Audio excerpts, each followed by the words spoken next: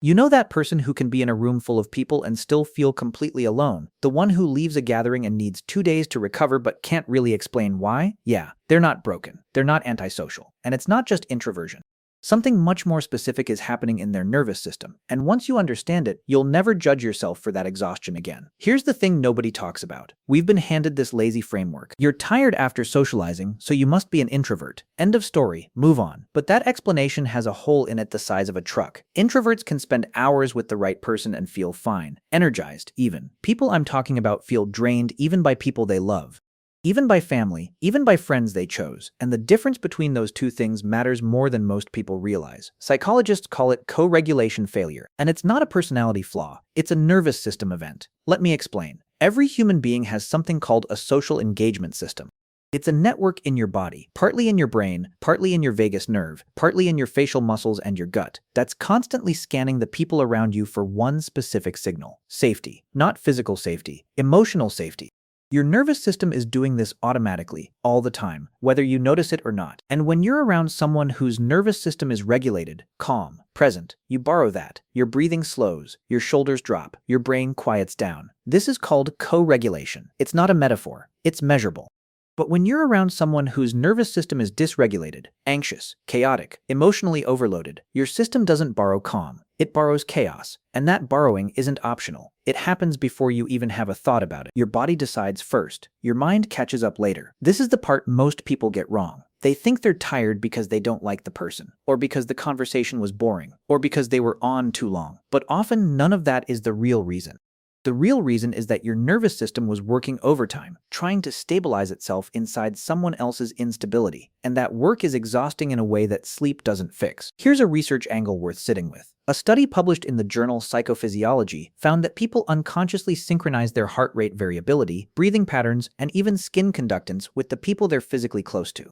You are literally syncing your biology with whoever's in the room. Now, imagine you're syncing with someone whose system is loud, or fast, or dysregulated. You don't just feel their mood, you inherit their physiology. That's not introversion. That's a different mechanism entirely. Now, here's where it gets even more interesting, because there's a layer most people never see. Some of us learned very early in life that our nervous systems couldn't rely on the people around us to be calm. Maybe the adults in your childhood were anxious. Maybe they were emotionally unpredictable. Maybe they were loving, but their nervous systems were constantly in fight or flight, and as a kid you had to learn how to manage yourself inside that environment.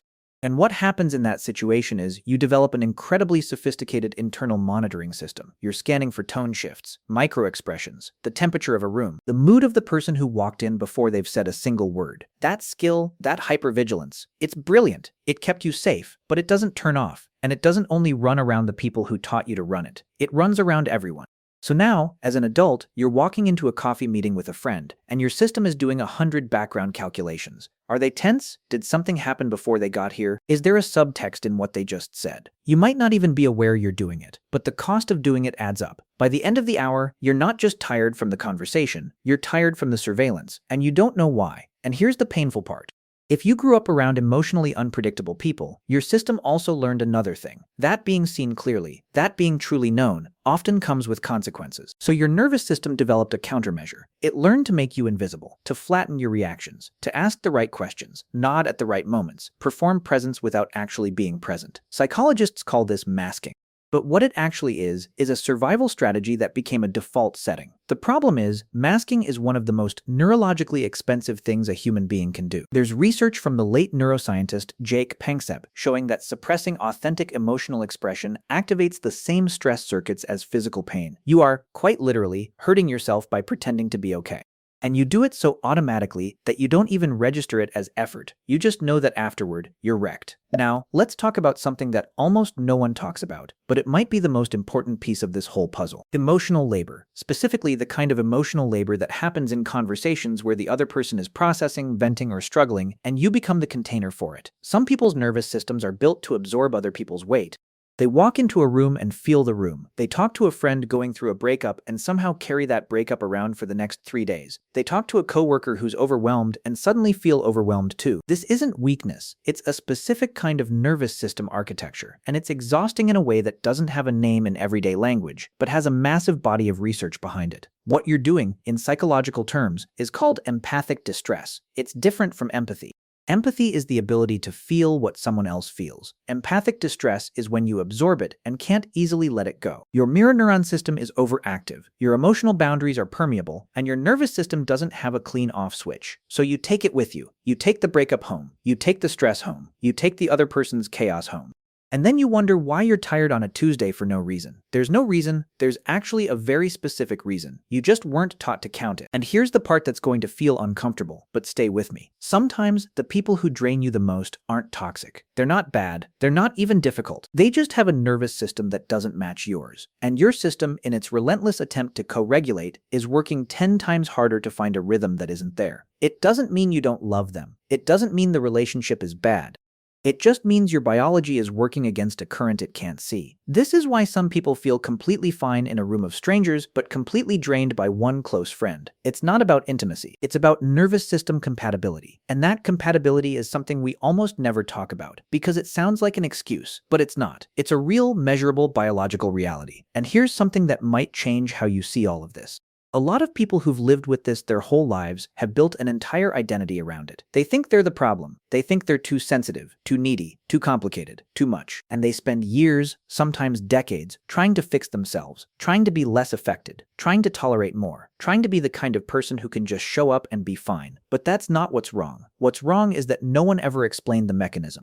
No one ever said, hey, your nervous system is doing something specific and it's costing you something specific, and there are actual ways to work with it instead of against it. You're not broken. You're not too much. You're a finely tuned system that was never given the operating manual. So what do you do with this? First, you start noticing. You start paying attention to which people leave you feeling lighter and which people leave you feeling like you got hit by a truck.